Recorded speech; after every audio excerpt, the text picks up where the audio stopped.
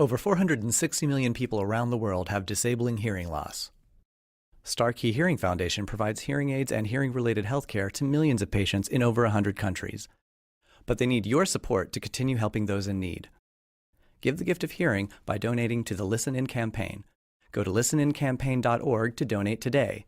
That's listenincampaign.org. Today's episode of the Serial Dynasty is brought to you in part by Audible.com. Audible is offering for Serial Dynasty listeners to download a free audiobook. To download your free audiobook, go to audibletrial.com/serialdynasty. This show is also sponsored in part by listeners like you. Your donations are a large part of what makes this show happen.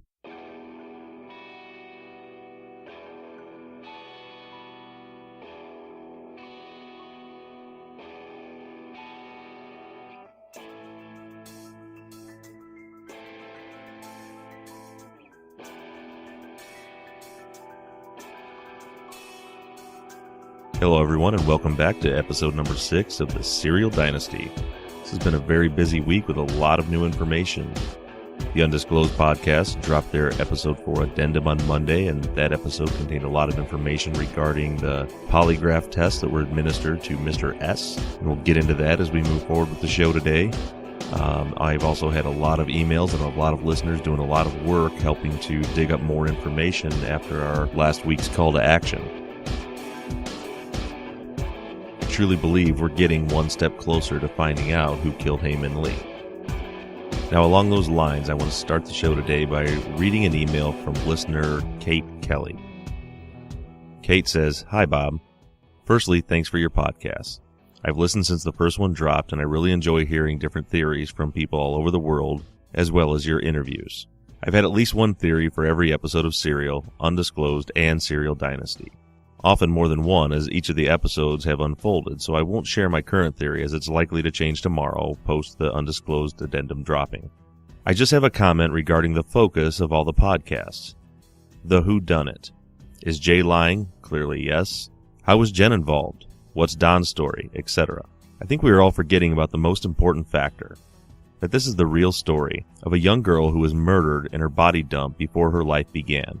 I'm around the same age Hay would be now had she lived, and I think of my life between finishing high school and now, moving out of home, first job, career, traveling the world, living for the last 6 years in London, I'm from Melbourne, Australia, and most importantly the birth of my first baby, my beautiful son Alexander, in October last year. That she missed out on all of those types of events, or whatever path she had chosen in her life. It's utterly tragic. Would be a great tribute if you could dedicate some words and time in your podcast to allow the listeners to reflect on what this is all really about. Justice for Hay. It doesn't matter who did it, who was involved and why. Well, it does of course, but I hope you know what I mean by that. What matters is that the truth finally comes out, so her family can have some peace, if that's possible. This is in no way criticism of any of the podcasts. I literally count down the minutes to hear them, and who wouldn't want a friend and an advocate like Rabia and millions of people invested in the outcome of your case if you were Adnan. Keep up the great work, Kate."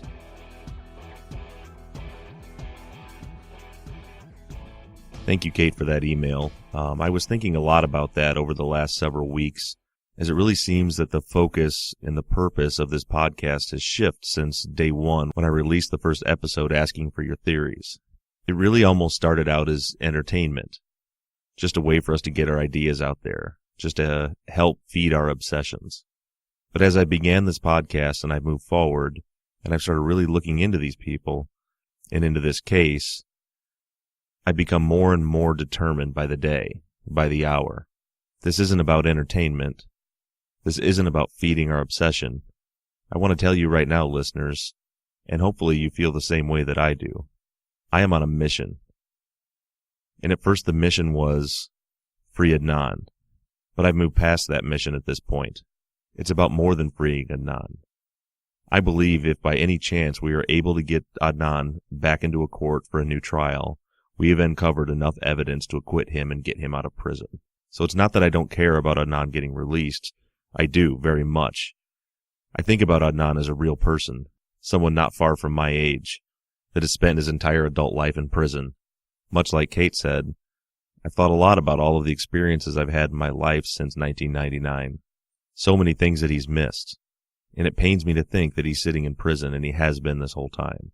Especially now that I've seen so much and uncovered so much and heard all of the things that you all have uncovered. And I just know in my heart of heart that he didn't do this. And it's so sad. But like I said, I think that we've uncovered enough to prove that Adnan is innocent of this crime. And the Undisclosed podcast team is continuing to pile it on. And they need to keep doing that. That's their job. That's their duty. That's their purpose. Really, the purpose of Serial Dynasty has kind of shifted from there, at least in my mind.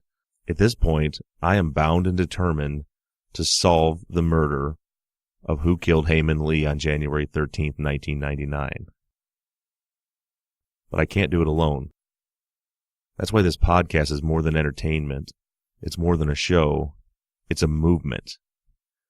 It's a movement of what is now tens of thousands of people that I hope before too long will be hundreds of thousands of people, all working together towards the same goal: finding the killer of Hae-Min Lee.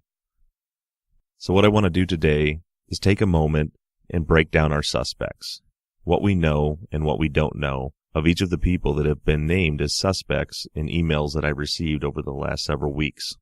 I have a lot of emails to read. I have even more emails that I don't have time to read. But in this episode of the Serial Dynasty, we're going to walk through each and every one of the suspects. But before we begin down our journey of presenting the evidence that we have for each of the suspects, I want to read one more email from someone named Amy Watkins. Amy writes, "Bob, thank you for the podcast. A comment you made at the first episode has stuck with me. It was about your investigation methods.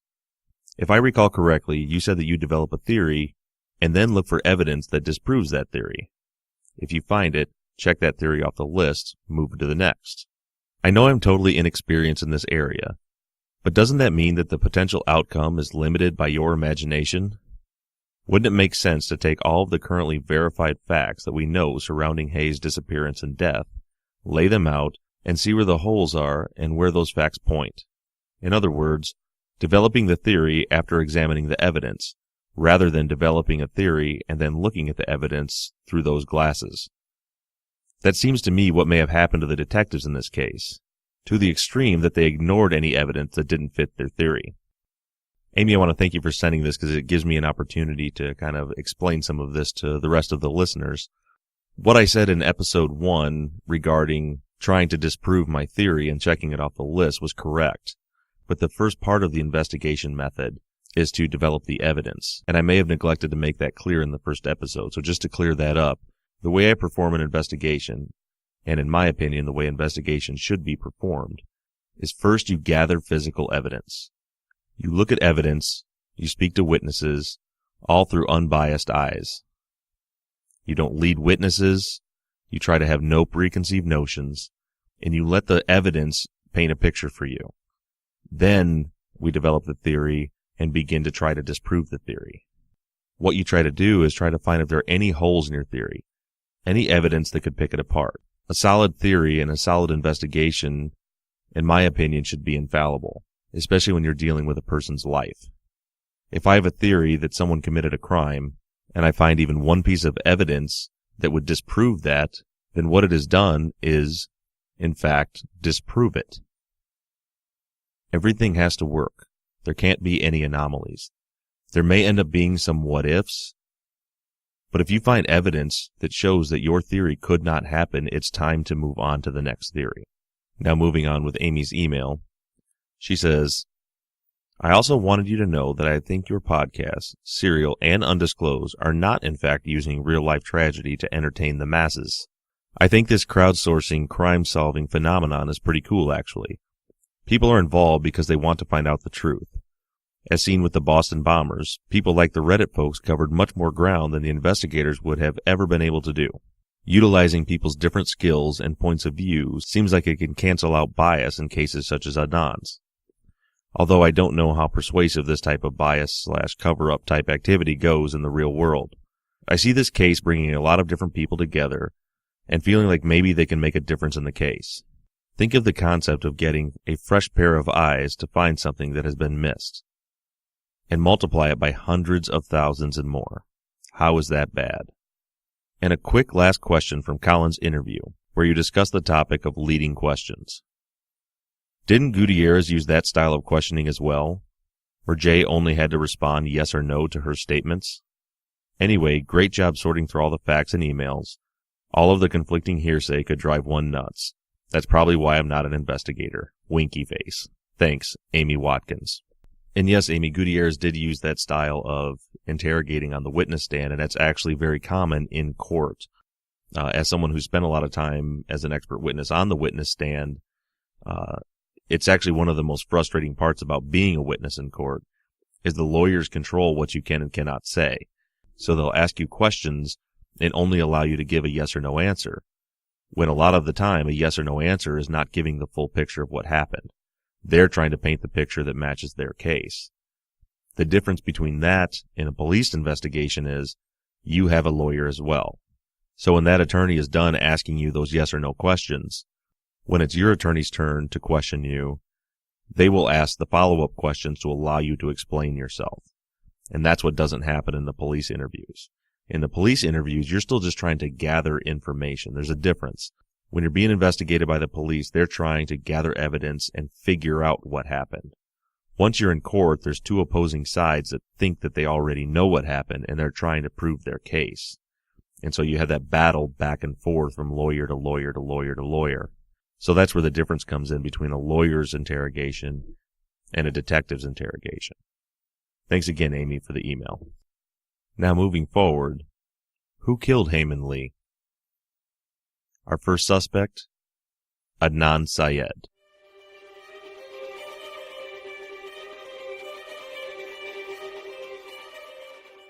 Hey Bob, I think I'm one of the few people who listens to Serial and thinks he did it. I think Hay broke up with Adnan, and when he realized they weren't getting back together, he flipped.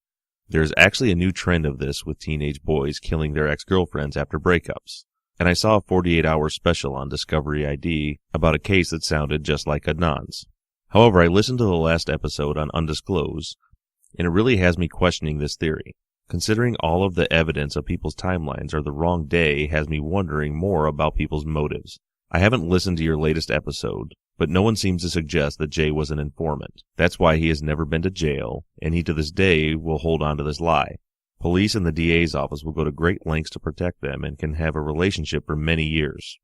I'm still not convinced about Adnan's innocence, but it definitely has moved my needle. I like your show because I like to hear what other people think about things that I don't always agree with. Plus, you have me looking at this from a different angle. What is everyone's motive? Also, the serial killer / random person could still be in play. Sorry for the long email. You probably get many of these. I just wanted to give a different perspective to what I've been hearing you talk about. Still on the fence, Lauren. Thank you, Lauren, for sending that email in. One thing I do want to point out at this point, Lauren mentioned the possibility of Jay being a criminal informant, and I've been getting a lot of emails regarding Kevin Urich and the request I made last week for some listeners to help me start doing some research. I did just want to touch on the fact that I do have a few listeners that are digging deeply into the Kevin Urich caseload. We've been emailing back and forth, and we're starting to compile a list that we can start to go through. So as we move forward with these next couple of episodes, you won't hear me speak much about Kevin Urich. It's not that I've let that go or forgotten about it. It's just we have a mountain of research to do, and we're working on it. So once I have some facts, we'll be discussing them here again on the show. So what do we know about Adnan? We know that Adnan was convicted of the murder of Heyman Lee and is currently sitting in prison. We know that he was convicted based solely on the testimony of Jay Wilds and the fact that that testimony was corroborated by cell phone records. That's really it. As we move forward with today's show, you're going to hear a lot of evidence, some circumstantial, some concrete, for several other suspects. What I want you to do as we move on with this show is I want you to keep a mental balance of how much actual facts and evidence we have for each one of these suspects that we're going to walk through today, and compare them to the amount of evidence that we have against Adnan. So the state's case, which is all we have to go on, is that Adnan got a ride from Hay after school. He strangled her in the parking lot of Best Buy, put her in the trunk, called Jade Wilds to come give him a ride. They dropped her car off at a park and ride, drove around for a few hours, smoked weed, saw a few people. He was dropped off late to track practice by Jay, who then later picked him up, where they went to Jay's friend Christy's house. Adnan got a call from the police. They left her house. They went back to pick up her car, took her car to Leakin Park, and buried her. So that's what we have on the guilty side of Adnan Syed, is that testimony and the corroboration of that testimony based on cell phone records. Now, what evidence do we have on the contrary of that? Well, several things. Number one, the accounts of the witnesses after school are a little fuzzy, as Undisclosed has pointed out over the last several weeks. People say they heard Hay say this, she said that, she was going there, but as it turns out, most of those witnesses were confused. They were talking about other days, so we're not left with a lot of concrete evidence as to what went down after school. What we do know is there's not a single witness that said they saw Adnan Syed get into her car and leave that school with her that day. That we know. Now there's still the question of what time did Hay leave the school. My personal opinion is that she left the school somewhere between 2:30 and 2:45, possibly even as close as 3 o'clock. My reason for that is based loosely on the testimony of Inez Butler Hendricks. Why Inez and not all the other witnesses? Debbie, Krista, Becky, etc. It's simply for this reason. Inez was the only adult on that list. She was a teacher. Now you'll remember, Inez's testimony at trial was that Hayes stopped by her snack stand between 2:15 and 2:20. She didn't pay for her snacks. She left, and she said that's okay, because at the second trial, Inez says she has to be back for that 6 o'clock wrestling match, so she wasn't worried about her not paying. Now the trial before that, she said same thing, 2:15, 2:20, but it was okay that she didn't pay for her snacks because she'd be back at 3:45 for the wrestling meet. So it's easy to say Inez's statements can be ignored. She obviously had the wrong day because she thought there was a wrestling meet, and we know for a fact that there was not a wrestling meet on that day. But these statements were given after quite a bit of confirmation bias. By this point, she had talked to several detectives. She had no doubt talked to the prosecutor. She had been fed a lot of information. She had seen the news. She had read the paper. She had heard people talking. And her testimony had shifted to match what the detectives and the prosecutor wanted her to say. But I want to go back to her first statement to the police. The first time the police spoke to her, before they knew she was dead, before they found the body, she told the police that Hay had stopped by her snack stand that day after school and that she was upset. She had said she wanted to call her dad, and she also said she was sure there was not a wrestling meet that day. She paid for her snacks and she left, and she said this occurred around 2:30 p.m. The police asked her if it could have possibly been closer to 2:15, and she said absolutely not because of the bus loop. It had to have been at least 2:25 or after. The second time she was interviewed by police, she stated about 2:30, she saw Hay, she left her car running, she paid for her snacks, and she left. Again, no wrestling meet. Again, they asked if it could have been closer to 2:15. Again, she says no because of the bus loop. It had to have been at least 2:25 or later. Now, admittedly, the time when Hay left school is certainly still up for debate. But given the bus loop, I'm confident in saying it was not before 2:25. It had to have been somewhere in the window between 2:30 and 3 o'clock. She had to pick up her cousin at school at the Campfield Early Learning Center at 3:15. I did quite a bit of research this week on maps and routes, and with Hay's most likely route to the Learning Center, that trip would take about 9 minutes. So she couldn't have left after 3 or much after 3. Now back to Adnan. We have the affidavit from Asia McLean that swears that Adnan was in the library after school until at least 2:40. Now compare that to the fact that many of the witnesses said Hay had somewhere she had to be that day and she rushed out of there. Most likely Hay's gone at that time or is leaving very soon after that. Now we also know that Adnan had track practice at 3:30. If you look at an aerial photo of Woodlawn High School, you'll see the reason why Adnan asked Hay for a ride. That question has come up a lot. Why did he ask her for a ride on a regular basis when he had his own car? And the answer to it lies in that aerial photo. And Colin Miller touched on it in my last episode when I interviewed him. Not only was the track quite some distance away from the high school, there was also no road down to it, and there was no parking near it. So the reason that Adnan would get a ride from Hay down to track practice was, on her way to pick up her cousin, she could drop him off on the street right at the track, and he wouldn't have to walk down there.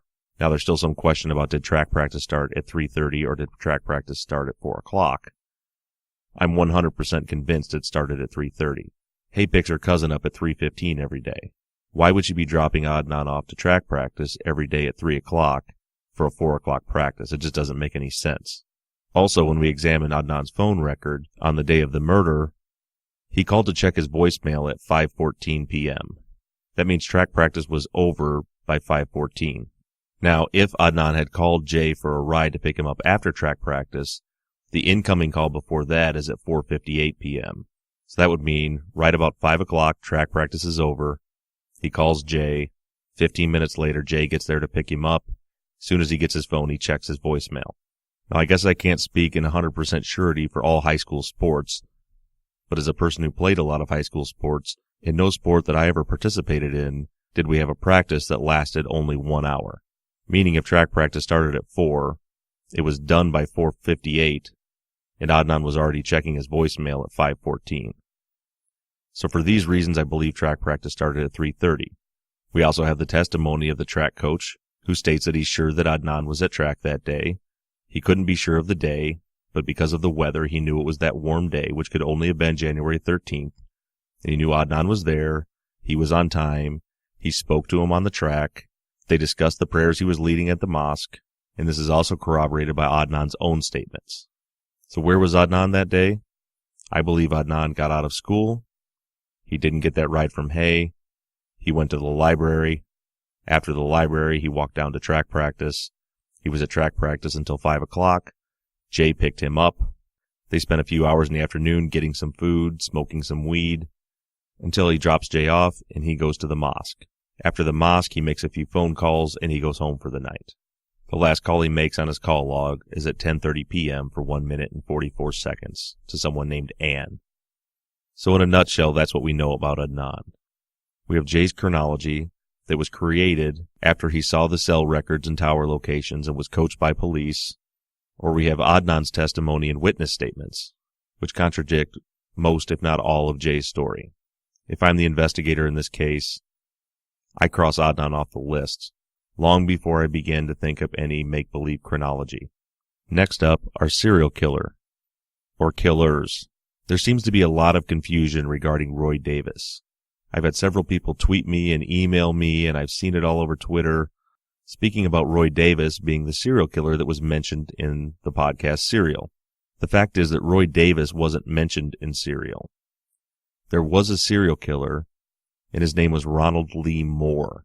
I caught, actually just recently, today even, that people were confusing these two, thinking that they were the same person, when several questions kept coming up about whether Roy Davis killed himself in prison. And if you Google that, there's all kinds of articles and speculations about whether he did, whether he didn't. And I was unable to fact check any of that. All I can find is a bunch of rumors. And then it finally occurred to me, they're thinking about Ronald Lee Moore. Ronald Lee Moore is the serial killer that Deidre Enright and the Innocence Project is looking into as the possible suspect. So what do we know about Ronald Lee Moore?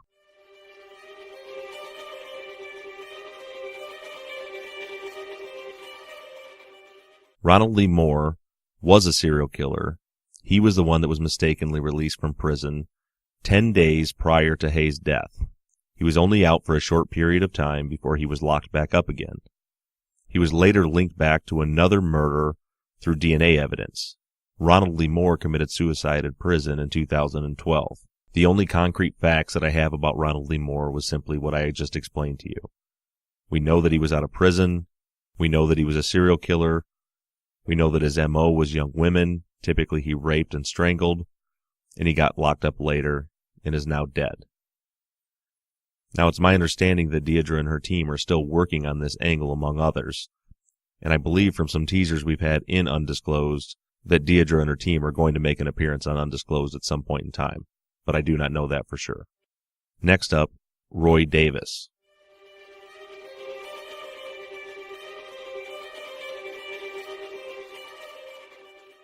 Roy Davis is the man that was convicted of killing Jada Lambert, the 18-year-old Woodlawn student that was killed 9 months before Haymon Lee was murdered. He was locked up on a burglary charge when he was identified as the murderer of Jada Lambert through DNA testing. A compelling fact about Roy Davis is the fact that his home, from what I've read, was located between Woodlawn High School and the Campfield Early Learning Center where Haymon Lee's cousin was.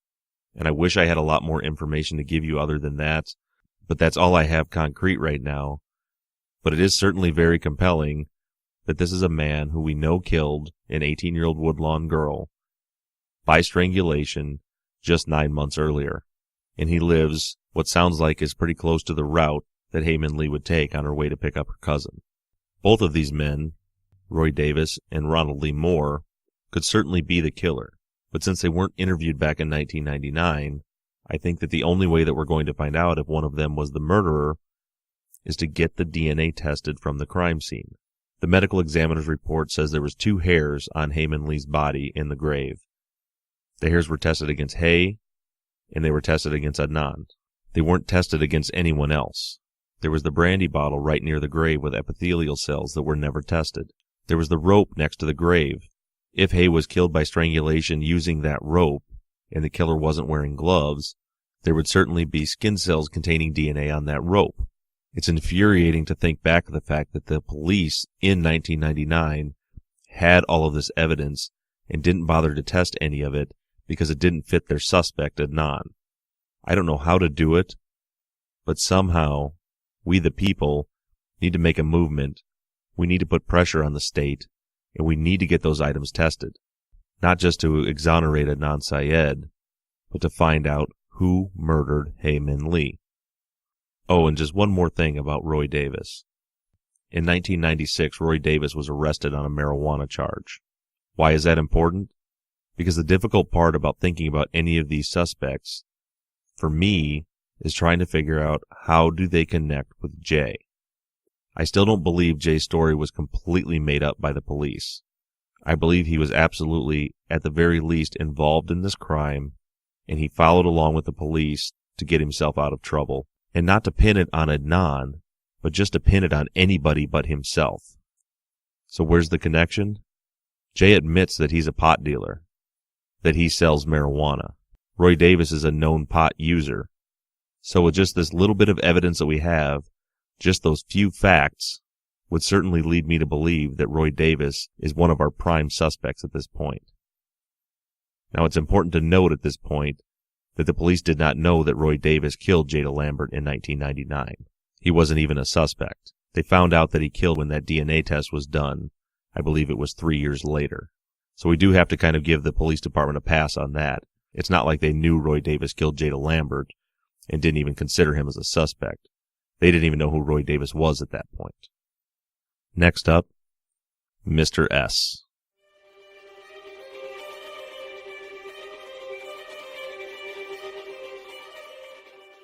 There's a lot of controversy about Mr. S. There's a lot of thoughts and theories about him, and there's a lot of confusion about him. Last week's Undisclosed Episode 4 addendum, where they discussed the polygraph testing of Mr. S, left even more questions. Or did it leave us answers? If you take those polygraph tests at face value, what do they mean? Mr. S failed the polygraph test when he was asked if he knew who had killed her, when he was asked if he had prior knowledge of her body being there, when he was asked if anybody led him there to find the body. In his second polygraph, he was asked specific questions about the cause of death. He passed that one. He didn't know anything about the cause of death. So you can look at the fact that those were bad tests or they were done improperly, or you can just take them at face value. And what do they mean at face value? It means that Mr. S didn't murder Hae, but he did have prior knowledge about how she got there, which could also possibly mean he had prior knowledge about who killed her, and possibly still does have that knowledge. I personally don't believe that Mr. S stepped out of his car to take a leak and stumbled across Hae's body. I believe he knew ahead of time that her body was there and he went out looking for it. How or why he got that information, all we can do is speculate at this point.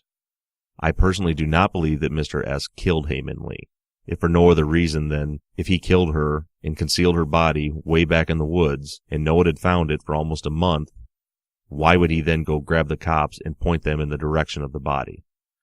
That just makes no sense to me. So how did he find out where it was? 2 or 3 episodes ago, I had an email from a listener who made the link between Mr. S's, let's say, unorthodox sexual tendencies and the porn store where Jay Wilds worked. So we don't know for sure, but it's certainly possible Mr. S was a patron of the porn store where Jay Wilds worked, and while at the porn store, overheard discussion or discussed with Jay where the body was, and maybe that's the reason why he went out to get it. So I'm going to put Mr. S in the certainly still at this point, 15 years later, person of interest category and look into him further. Up next, Don.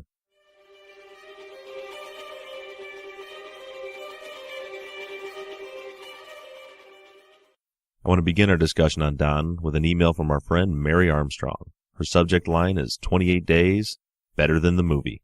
Mary says, "Hi Bob, great interview with Colin Miller. While Skype was not your friend, we still are. I just wanted to ask you and the rest of the audience if they had the same reaction I did to 28 Days. Totally absorbing. I listened to it over and over again, which is generally something I haven't done too much. I liked listening to them talk to each other rather than just the straight presentation. Just gripping. What do you think? I know you have a ton of feedback, so thanks so much for reading. You are doing an awesome job. P.S. Don is still my guy. Mary." Thank you again, Mary, for another great email. And yes, I had sort of the same reaction to the 28 Days. I mean, granted, I've listened to all of the podcasts over and over and over again. As a matter of fact, I spent today, while I was at work, all day literally listening to all 12 episodes of Serial while I was working. And I like to do that about every couple of weeks as we get new information to go back and listen to Serial again, having the facts that we have now. In 28 Days, I think I listened to 4 times on Tuesday last week. So Mary, since day one, has always said Don is her guy, and she still believes that he is. Thank you again, Mary, for that one. So what do we know about Don? I mean, what do we know about Don? Sadly, not a whole lot. And like many things, it's hard to know a whole lot 15 years later when the police never tried to find out a whole lot and never documented a whole lot about Don. I want to read another email from Sherry Zuccarelli. "Bob, thanks for Serial Dynasty. I really enjoyed listening so far. My sister Amy and I have been thinking about the Don angle. In Serial Episode 12, What We Know, Sarah mentions that she talked to Don. Don tells Sarah that he loved Hay and still loves Hay. That doesn't go away. I find that statement odd. Don and Hay dated for 14 days, 16 years ago. Also worth noting, when you interviewed Susan Simpson in Episode 2, Susan pointed out that in the interview notes from the case, Don indicated that he was, quote, not as into the relationship as Hay seemed to be. This completely contradicts what Don told Sarah, and it is worth pointing out. As a matter of comparison, I dated a guy for 3.5 years over 20 years ago, was engaged to be married to him, and have no feelings for him whatsoever today. I have felt since I started listening to Serial and the spin-off podcast that Don should have been looked at more closely as a suspect. It is strange that someone in love with Hay would not try to contact her after she disappeared. Don's story of his belief of Hay going to California doesn't add up. If you're in love, you would do more to get in touch with the person that you're in love with. Just seems fishy. My sister and I would love to hear your thoughts. Thanks again for all of your hard work. Sherry Zuccarelli. P.S. My name is pronounced Zuccarelli. Thank you, Sherry, for that, and especially thank you for the pronunciation. So what few things do we know about Don? Well, we know that he claims he was working at the Hunt Valley Lens Crafters that day. We know that his mother is his alibi, and that his timesheet was created some 8 months later. That could mean nothing. It could mean everything. I do think it's worth pointing out that we don't have a real clear connection between Don and Jay. So I think that to believe that Don committed the murder, we have to also believe that Jay had nothing to do with this and he was completely coerced by the police, which is not out of the question. In fact, I might lean a little more towards that direction now than I ever have before, after taking the time this week to listen to the This American Life episode, Confessions with Jim Trainum. Susan had mentioned it when I was interviewing her on the show a few weeks back, and a listener sent me the link to it, which I will post on our Twitter feed today after this episode airs. In that episode, Jim tells a story about how he got a completely false confession without meaning to do so, and didn't realize that it was false until later. So the idea of Jay being completely uninvolved isn't completely out of the question. I will say that I don't believe that's the case at this point. But I think that in order to consider Don our primary suspect, I almost feel like you have to, unless we uncover later how there's a link between Don and Jay. I have one more email about Don. This one's from Rachel. She says, love the podcast. In the last episode, someone mentioned how police couldn't reach Don till about 1:30 a.m. You talked about the burial of Hay being around midnight. Could this maybe explain why Don wasn't available? Sketchy. That is true in the police notes, and I've read them, and the report does say that they were not able to get a hold of Don until 1:30 a.m. on the 14th. So those are the facts that we have. We don't have a firm, rock-solid alibi as the police said that he did. He says that he's in love with Hay, yet he never tried to contact her again. He says he believes maybe she went off to California. When he had a date with her that night, he gets a call that she's missing, and he never bothers to do so much as send her a page. We also know that he was supposed to have a date with her that night, yet he was unreachable until 1:30 a.m. We also know that the burial of Hae-Min Lee most likely occurred between 11 p.m. and 1 a.m. Now, there is a lot of evidence to support that, but the Undisclosed podcast is going to be discussing that at length tomorrow in their episode number 5, so I'm going to leave that to them, and we'll discuss it next week. Now for our last suspect of the day, Jay.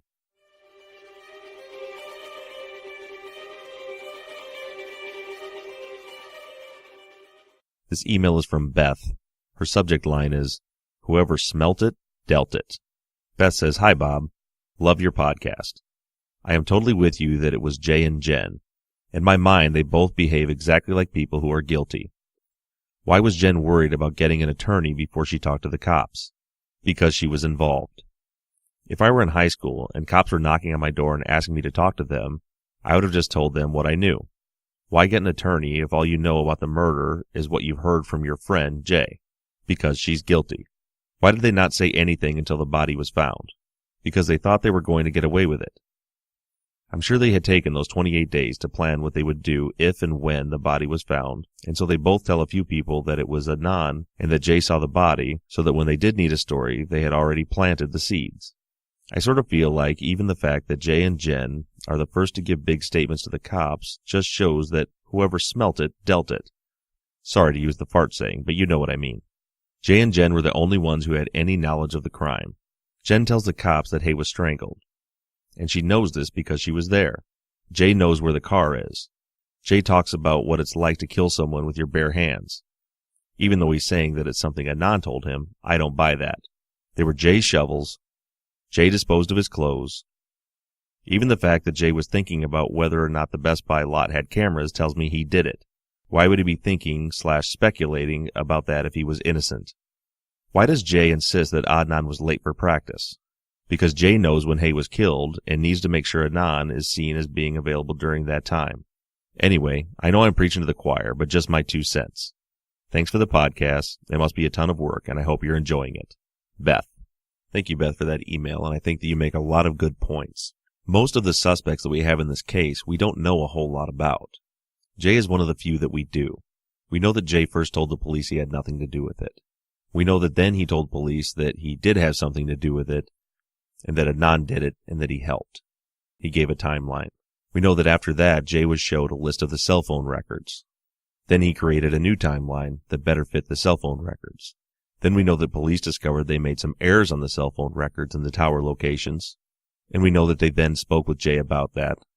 They showed him that information, and then Jay created a new timeline that better fit the cell phone records. Well, I have something to say about those cell phone records. Let me walk you through my timeline of Jay Wilds, the day he killed Hae-Min Lee.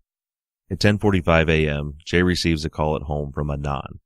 We know that Adnan then goes to Jay's house and picks him up, tells him that he needs to go buy a birthday present for his girlfriend. Jay then drops Adnan back off at school and goes about his day. At about noon, Jay opens the glove box of Adnan's car. No doubt just doing some snooping. He finds Adnan's cell phone in there. He knew Adnan had the cell phone because Adnan had just bought it the day before and activated it, and Jay was one of the people that he called to let him know what his new number was. Shortly after that, he makes his first call to his friend Jen Pusateri. He calls her at 12:07, but she doesn't answer. It goes to her voicemail. He drives around running miscellaneous errands for about a half hour, and at 12:41 he calls Jen again. This time they answer, and he speaks with her for about a minute and a half. Now at 2:36 p.m., Jay's doing something. Maybe a drug deal, maybe cheating on his girlfriend. I don't know what he was doing. But Jen tries to call Jay at 2:36 p.m.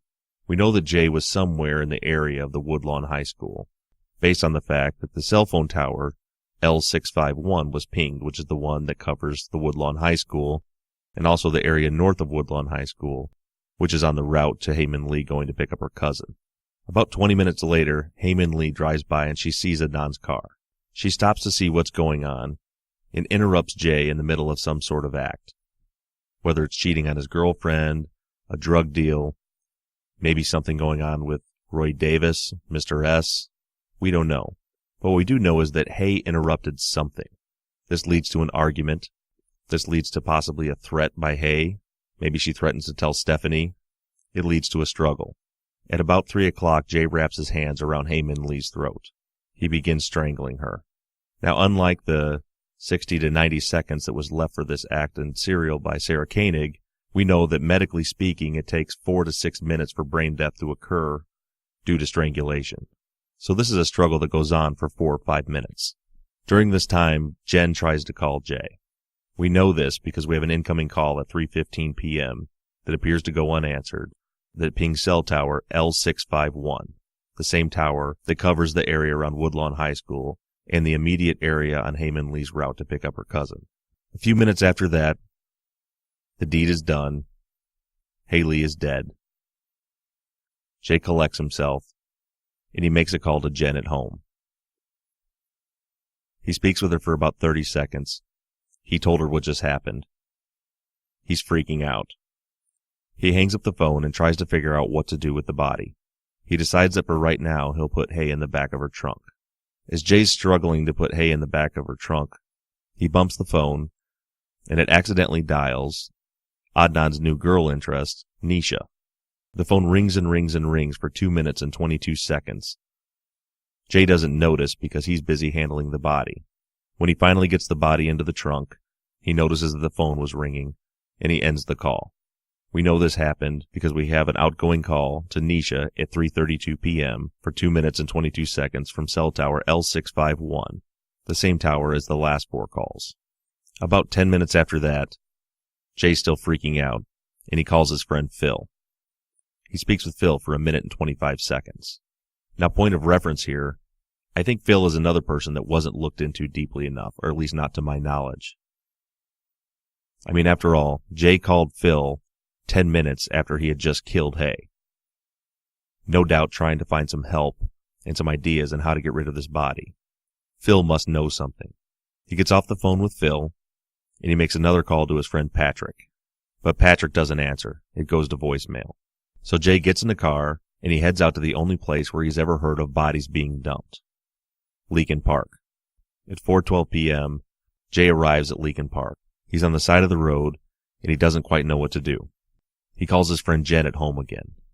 We know this because at 4:12 p.m., there's a 28-second call to Jen that pings cell tower L689, the cell tower that covers Leakin Park. Jen doesn't answer, though, and it goes to voicemail. When there's a break in the traffic, Jay quickly scoops up Hay's body, carries her back into the woods just far enough that no one can see her from the road, and he throws her body down in some bushes. And there her body laid face down. It's broad daylight, so he quickly runs back out to the car, and he heads over to his friend Jen's house. As he's en route back to her house, Jen calls him at 4:27 p.m. He speaks with her for 3 minutes. We know this because there's an incoming call at 4:27 p.m. for 2 minutes and 56 seconds that pings cell tower L654, which is one of the towers that covers Jen's house. During that call, he tells Jen that she needs to quickly get into her car and follow him to the park and ride. Jen meets him there. Jay gets out of Hay's car, he gets into Jen's car, and they head back to Jen's house. Then at 4:58 p.m., track practice gets over.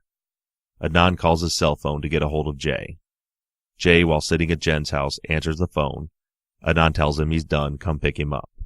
We know this occurred because at 4:58 p.m., there's an incoming call that pings cell tower L654. Again, that's one of the towers that covers Jennifer Pusateri's home. About 10 minutes later, which is the correct amount of time to get out to a car and travel from Jen Pusateri's house to Woodlawn High School, Jay picks up Adnan in his own car. Adnan has no idea anything happened. He gets his cell phone, sees that he has several missed calls, and he calls and checks his voicemail. We know this because we can see on the call log at 5:14 p.m. that Adnan checked his voicemail. After checking his voicemail, he no doubt had some discussions with Jay, normal talk, everyday things they would normally talk about. At 5:38 p.m., he calls his friend Krista. For the next couple of hours, him and Jay drive around just like they both say they did. They go get some food. Adnan had been fasting all day. They find some remote locations where they can smoke weed. They cruise around and just have a normal afternoon. At around 8 o'clock, Adnan has to go to the mosque, so he needs to drop Jay off. Jay uses Adnan's phone to page Jen twice. We know this because we see a call to her pager number at 8:04 p.m. and another at 8:05 p.m. Adnan drops Jay off. He gets in the car with Jen, and they ride off.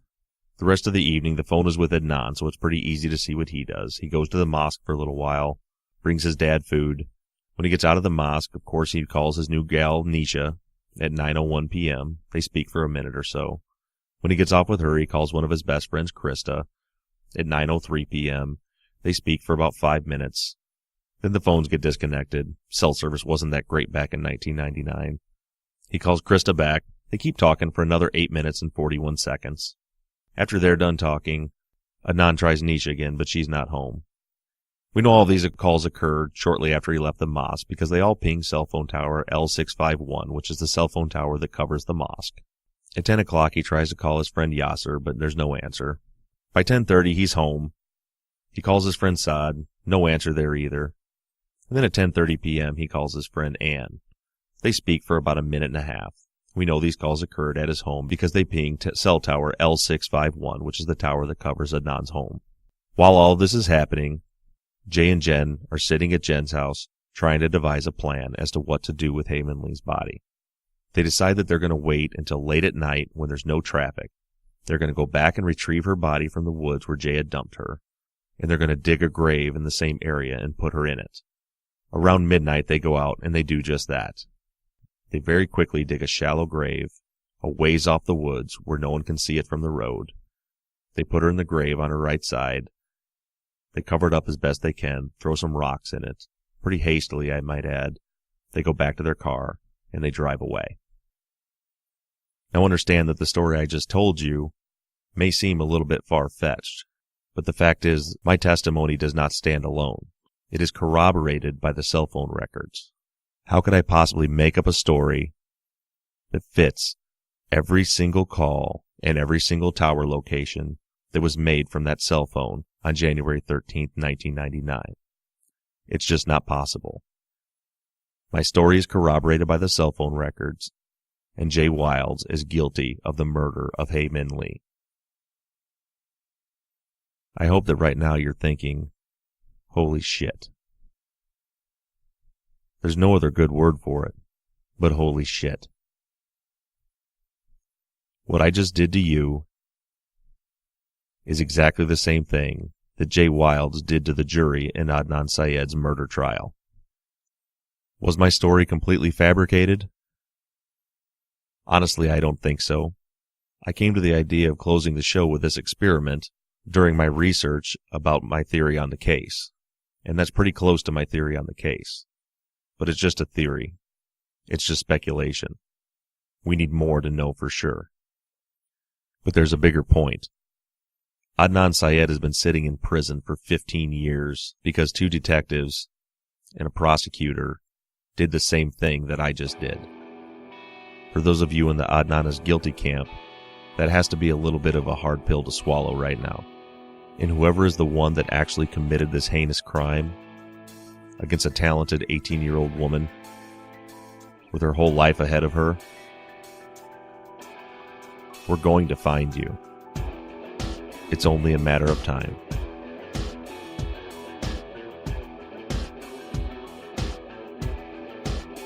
Today's episode of The Serial Dynasty is funded by listeners like you. Your generous donations are helping to fund this project. The Serial Dynasty is also sponsored in part by Audible. To get your free audiobook, go to audibletrial.com/serialdynasty. I want to thank each and every one of you for downloading this episode. Please continue to tell all of your friends. Share the Serial Dynasty podcast on social media. Please take a moment to rate us on iTunes. Send me your messages on Twitter @Serial Dynasty. And please let this movement continue by sending your theories to theories@serialdynasty.com. Don't forget to download the Undisclosed Podcast, episode number 5, tomorrow at 6 p.m. And until next week, this has been The Serial Dynasty.